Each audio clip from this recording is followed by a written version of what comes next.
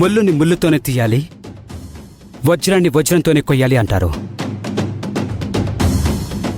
ఆ పద్ధతిలో మీ ఆయన్ని ఎలా డీల్ చేయాలా అని ఆలోచిస్తున్నాను.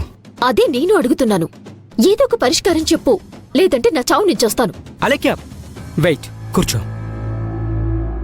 నీ సమస్య చెప్పావు. ఒక లాయర్గా నీ బాధంతా నేను తెలుసుకున్నాను. కానీ నేనేం చేయాలా అనేది ఆలోచిస్తున్నాను. అక్కడేం జరిగిందో పోసుకొచ్చినట్టు వివరంగా చెప్పావు. ఇప్పుడు నేనొక విషయం చెప్తాను విను. వాస్తవానికి ఒక వ్యక్తికి పెళ్లికి ముందు ఎవరితో తిరిగినా దాంతో ఎలాంటి సంబంధం లేదు. నీకు తాళి కట్టాడు కాబట్టే నీతోనే ఉండాలి. కానీ అతని మనసులో ఎవరుండాలి అనుకునే హక్కు అతనికి మాత్రమే ఉంది. మా బావ మనసులో స్థాన సంగతి పక్కన పెట్టు. అసలు నాకు కనీసం మా ఇంట్లో కూడా స్థానం లేకుండా పోతుంది.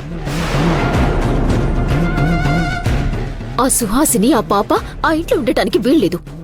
నువ్వేం చేస్తే వాళ్ళ ఇంట్లో నుంచి బయటికి వెళ్ళిపోతారు, ముందు చెప్పు. ఇప్పుడు నీ హస్బెండ్ని నిలదీసి అడిగితేనేమో అవును, తనతో పెళ్లికి ముందు లవ్ అఫేర్ ఉంది, తర్వాత బ్రేకప్ అయ్యాము అంటాడు. ఆ ప్రాసెస్లో అన్ఎక్స్పెక్టెడ్గా తను తల్లవ్వడం జరిగింది, కావాలంటే ఆ పాప బాగోగులు నేనే చూసుకుంటానని అంటాడు. అప్పుడు నువ్వేం చేస్తావు?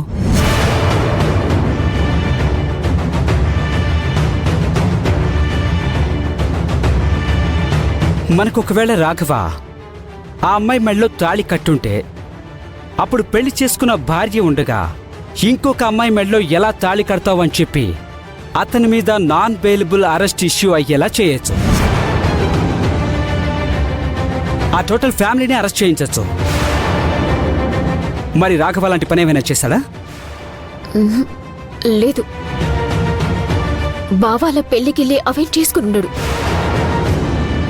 ఆ పాత పరిచయం ఏదో అప్పుడే ముగిసిపోయింది. నా దరిద్రం బాగులేక మళ్ళీ వచ్చి తగలడింది. ఇప్పుడు మనం తొందరపడి ఏమైనా చేస్తే ప్రయోజనం జీరో. ఏం చేయాలి ఏంటనేది నేను ఆలోచించేస్తాను. ముందు నువ్వు ఆవేశపడకు.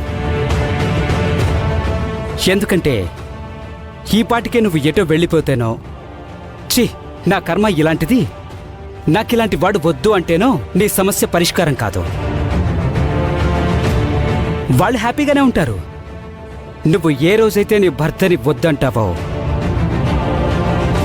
నీ భర్త ఇప్పటి వరకు పాపని తీసుకొచ్చి ఇంట్లో పెట్టాడు, ఆ తర్వాత ఆ సుహాసిని తీసుకొచ్చి ఇంట్లో పెడతాడు. మరి నీకిష్టమేనా? రాజా, నువ్వా మాట అంటుంటేనే నాకు రక్తం మరిగిపోతుంది. తాళి కట్టించుకున్న భార్యని నేనుండగా ఎవరినో ఇంట్లోకి తీసుకొచ్చి పెడతాడా? అంటే ఇప్పుడు నువ్వు తొందరపడి ఏదో ఒక నిర్ణయం తీసుకున్నావనుకో, ఉదాహరణకు నువ్వే ఫ్యాన్కో ఉరేసుకున్నావనుకో,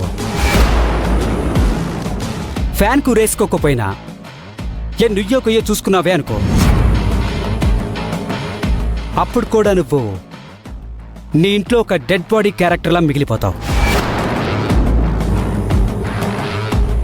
ఇప్పుడు చెప్పలేక్యా, నువ్వు డెడ్ బాడీ క్యారెక్టర్లా మిగిలిపోవడానికేనా ఇంతకాలం నువ్వు రాఘవతోటుంది? ఏదోలే ఆడపిల్లగా పుట్టాను, నా కర్మ ఇలాంటిది అనుకోవడానికి కూడా కాదు. నిన్ను మోసం చేసి దగా చేసి అంతరి ఆడవాళ్ల వరుసలో నిన్ను కూడా ఒక పక్కకు పెట్టి ఆలోచిస్తున్నారు చూడు, అది మనం తప్పు అని ప్రూవ్ చేయాలి. ఈ అలేఖ్య అలాంటి అమ్మాయి కాదు. నివురు కప్పిన నిప్పు నేటి మహిళా జనరేషన్ని కూడా తన మాటలతో ఆకట్టుకునే మోడ్రన్ అమ్మాయిలా నువ్వు నిలబడిపోవాలి. నిన్ను మోసం చేసిన వాళ్ళు ఎందుకు సంతోషంగా ఉండాలి? నీ బాధ అనే పునాది మీద వాళ్ళు సంతోషం అనే పొదరిలు కట్టుకొని ఉండడానికి వీల్లేదు. ఆ పొదరిలు చక్కని జంట, ఆదర్శ కుటుంబం అని ఆ ఫ్యామిలీకి పేర్లు పెట్టుకొని హ్యాపీగా ఉంటే నువ్వు చూస్తూ తట్టుకోగలవా? సో ఈ సింహరాజు ఏదో ఒకటి చేస్తాడు. కొంచెం ఓపిక పట్టు. నువ్వు ఏం చేయాలో నేను చేస్తాను. నువ్వు మాత్రం నేను చెప్పింది చేయి. అప్పుడే నువ్వు హ్యాపీగా ఉంటావు.